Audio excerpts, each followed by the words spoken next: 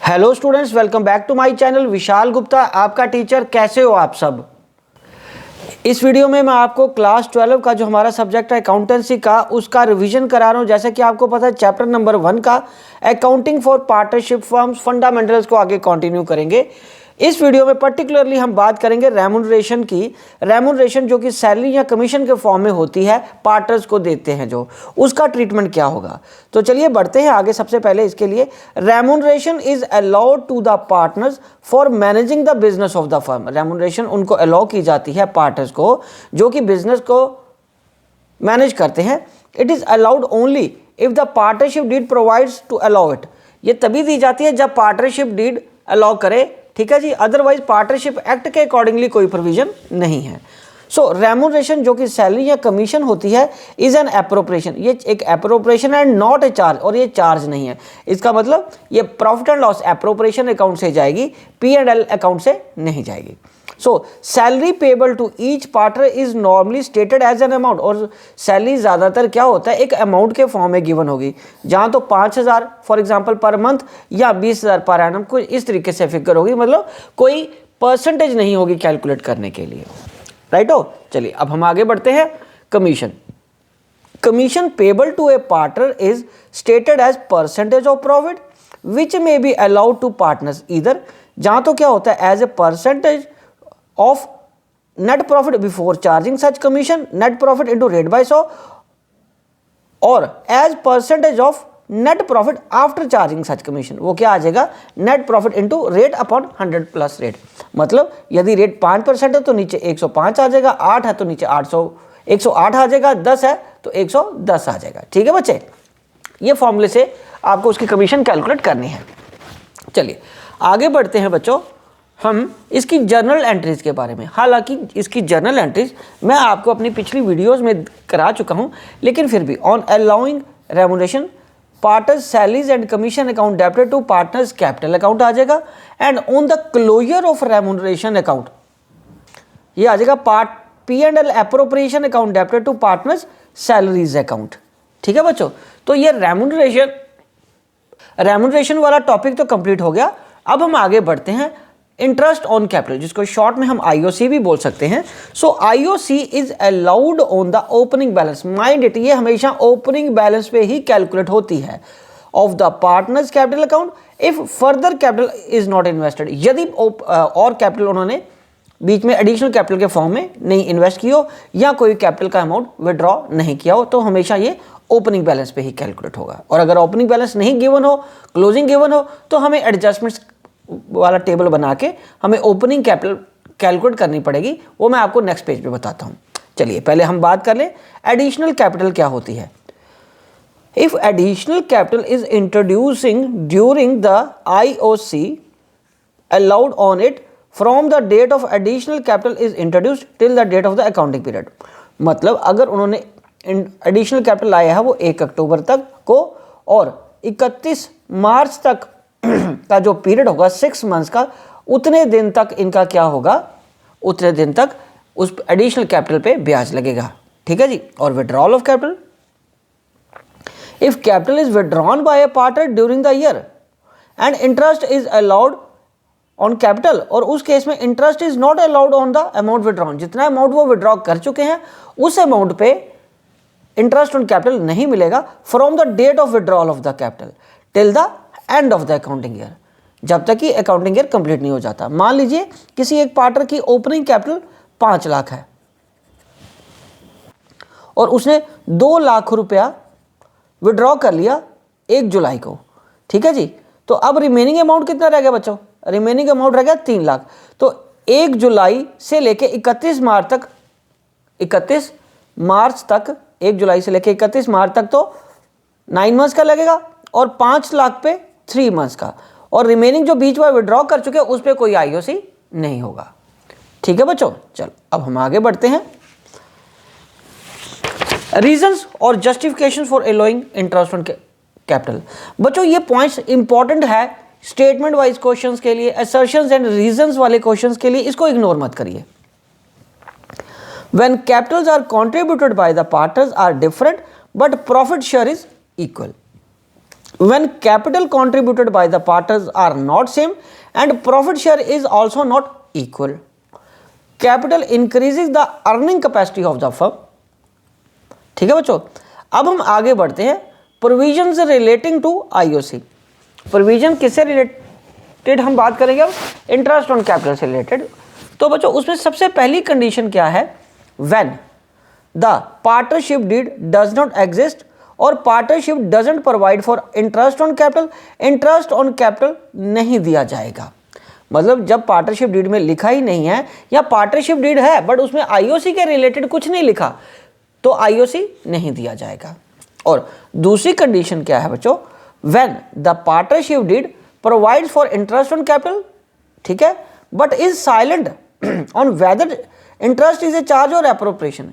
यदि partnership deed में ये लिखा है कि ब्याज देना है पर ये नहीं बताया कि वो चार्ज के फॉर्म में या एप्रोप्रिएशन के फॉर्म में, तब हमें क्या करना है? सिचुएशन 1, 3 सिचुएशन आएंगी, उसमें सिचुएशन 1 में आईओसी देना ही नहीं है यदि लॉस है तो। Situation 2, IOC is allowed at agreed rate, profit is equal और मोर देन आईओसी। यदि प्रॉफिट इज इक्वल और मोर देन आईओसी है तब आईओसी एग्रीड वैल्यू पे या एग्रीड रेट पे दे देना है। मतलब सफिशिएंट प्रॉफिट है आपके पास, चाहे वो आईओसी के अमाउंट के इक्विवेलेंट ही क्यों ना निकल प्रॉफिट का। ठीक है जी। Situation 3, IOC is allowed only to the extent of profit in the ratio of IOC of each partner when profit is less than IOC. जब प्रॉफिट आईओसी से कम है, ठीक है, तब हमें एक अलग से रेशियो कैलकुलेट करनी पड़ती है। ठीक है बच्चों। अब हम तीसरा केस बात करें हैं। तीसरा केस क्या है? When the partnership deed provide for IOC as charge, IOC as charge. तो IOC is allowed whether the firm has earned profit or has incurred losses। चाहे उनको प्रॉफिट हो या लॉस हो, जब चार्ज है तो वो कटेगा ही कटेगा और तो फिर वो P&L अकाउंट से ही उसकी एंट्री हो जाएगी। ठीक है बच्चों। चलिए अब हम आगे बढ़ते हैं।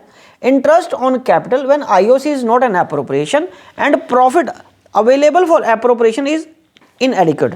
बेटा वो कह रहा है कि जब इंटरेस्ट ऑन कैपिटल जो है, ठीक है, जब वो एप्रोप्रिएशन है, ठीक है, और प्रॉफिट उतना अवेलेबल नहीं है, इनएडिक्वेट है, उस केस में क्या होगा?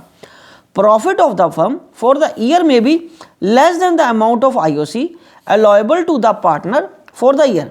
ठीक है जी। And IOC is an appropriation, IOC appropriation है। इस सिचुएशन में क्या करेंगे? मतलब प्रॉफिट उससे कम है। ये भी तो कई बार हो सकता है ना कि जो आईओसी देने वाला कितना है? 10,000 और अवेलेबल प्रॉफिट ही 8,000 है, तब क्या करेंगे?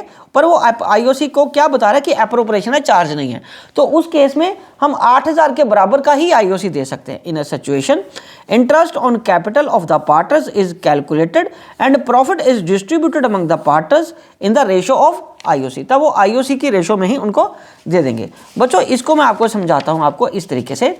मान लो एक क्वेश्चन हमारा बन रहा है, फॉर एग्जाम्पल प्रॉफिट जिसको हम बोलते हैं net profit. Net profit available हमारे पास कितना है? 8,000, but interest on capital A और बी का दोनों का मिला के क्या बन रहा है? 5,000। हालांकि उनकी जो प्रॉफिट शेयरिंग रेशो है, प्रॉफिट शेयरिंग रेशो कितनी है? 3:2। ठीक है, बट आईओसी के लिए अब ये रेशो में उनका 8,000 बटेगा। तो अब यहाँ पे P&L एप्रोप्रिएशन अकाउंट जो बनेगा वहाँ पे बाय P&L करके जो NP आएगा वो 8,000 आ जाएगा और आईओसी जो A और B को जाना है वो 4,000 ईच आएगा। ठीक है जी, क्योंकि अब उनको इस रेशो में 5,000 और 5,000 की जो रेशो निकलेगी उस रेशो में उनको हमें इंटरेस्ट ऑन कैपिटल देना है, because available profit is less than the IOC. ठीक है बच्चों, समझ लगी मेरी बात? चलो अब हम आगे बढ़ते हैं बेटा। In case along with the IOC appropriation is to be made for salaries and commission।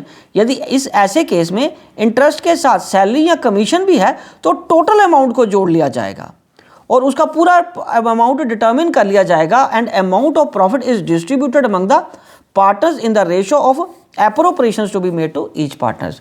तो इसी को जो एग्जांपल मैंने आपको दिए उसी को कंटिन्यू करते हुए मैं एक बार आपको दोबारा बता देता हूं वो क्या है, मान लो फिर वही एग्जांपल लेते हैं। नेट प्रॉफिट कितना बच्चों हमारे पास, नेट प्रॉफिट अवेलेबल है 8,000 रुपये का, ठीक है जी।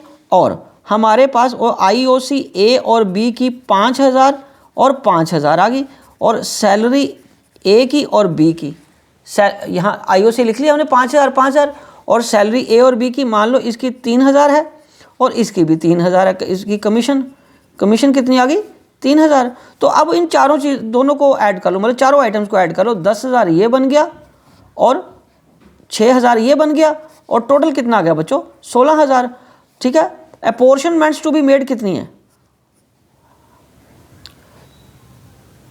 अपॉर्शनमेंट्स कितने की देनी है आपको, 16,000 की, मतलब। और appropriations to be made, appropriations to be made कितने रुपए की है, 16,000 की, बट अवेलेबल प्रॉफिट 8,000 है। तो अब इसकी रेशो निकल आएगी, और ए और बी को मिलना क्या है, एक तो IOC मिलना है 5,000 और ये 5,000। सैलरी किसको मिलनी है, इस भाई को, ठीक है। और कमीशन किसको मिलनी है, दूसरे पार्टनर को 3,000 की, और ये आ जाएगा 8,000 और 8,000। अगेन इसकी रेशो वर्कआउट कर लेंगे, 1:1 की रेशो आएगी, चाहे उनकी रेशो 5:3 गिवन हो ऑलरेडी, उसमें नहीं बटेगा अब ये इसमें बटेगा, ठीक है। और ये आएगा बाय P&L करके NP 8,000, और ये प्रॉफिट का हिस्सा जो उनको ट्रांसफर होगा to profit transfer to them to partners A और B for each, equal ratio में बढ़ जाएगा उनका, ठीक है। और ये 8,000 यहाँ आ जाएगा, ठीक है बच्चों, 8,000 यहाँ आ जाएगा। ओके जी, चलिए अब हम आगे बढ़ते हैं। कैसे डिटरमिन करेंगे हम ओपनिंग कैपिटल्स। बच्चों ओपनिंग कैपिटल डिटरमिन करने के लिए दो तरीके हैं। एक तो when capitals are fixed, so capitals are fixed का मतलब क्या है, कैपिटल एट द एंड, ठीक है। उसमें हम ऐड क्या कर देंगे, विड्रॉल ऑफ कैपिटल, लेस क्या कर देंगे, additional capital during the year, और उसमें लेस क्या करेंगे, बाकी जो क्लोजिंग बैलेंसिंग फिगर आ जाएगी वो क्या आ जाएगी आपके पास, कैपिटल बिगनिंग की। ये क्यों करना पड़ता है हमें, क्योंकि IOC हमने जो बोला है, IOC हमेशा किस पे निकलता है, ओपनिंग बैलेंस पे। तो यदि क्लोजिंग बैलेंस गिवन हो तो हम उसको ओपनिंग बैलेंस कैसे कैलकुलेट करेंगे, ये उसका फॉर्मूला है जब कैपिटल्स का अमाउंट फिक्स्ड है, ठीक है बच्चों। तब सिर्फ कैपिटल का ही आना या जाना ही प्लस या माइनस होगा। और यदि कैपिटल फ्लक्चुएटिंग है तो ओपनिंग बैलेंस कैसे निकलेगा कैपिटल का, कैपिटल बिगनिंग वाली, एंड वाली सॉरी, सबसे ऊपर आ जाएगी क्योंकि वही क्वेश्चन में गिवन है। ऐड क्या कर देंगे, ड्राइंग्स अगेंस्ट कैपिटल, ऐड क्या करेंगे, drawing against profit, interest on drawing, share of loss of the year, और लेस क्या करेंगे बच्चों, लेस करेंगे additional capital introduce during the year, partners salary commission, interest on capital, share of profit, और ये क्या फिगर आ जाएगी नीचे आपकी, capital in the beginning of the year. तो ये वाली बैलेंसिंग फिगर आपको मिल जाएगी, ठीक है बच्चों। तो ये अपना कब फॉर्मूला लगेगा, जब कैपिटल फ्लक्चुएटिंग है। तो क्लोजिंग बैलेंस आपको गिवन होगा, उसमें drawing against capital, drawings against profit, interest on drawings, share of loss, ठीक है, वो आपको क्या करना है, ऐड बैक कर लेने। और एडिशनल कैपिटल, पार्टनर की salary commission, interest on capital और शेयर ऑफ प्रॉफिट, जो भी गिवन होगा वो लेस कर लेना है, और आपका ओपनिंग कैपिटल आ जाएगा, ठीक है बच्चों। तो स्टूडेंट्स इसी के साथ ये टॉपिक कंप्लीट होता है, और मैं ये वीडियो भी ही कंक्लूड करता हूँ। आई होप कि आपको अच्छे से समझ आ गया होगा। आप इसी तरह मेरे चैनल को सब्सक्राइब करके वीडियोस देखते रहिए और अपना कोर्स कंप्लीट करते रहिए। Wishing you good luck.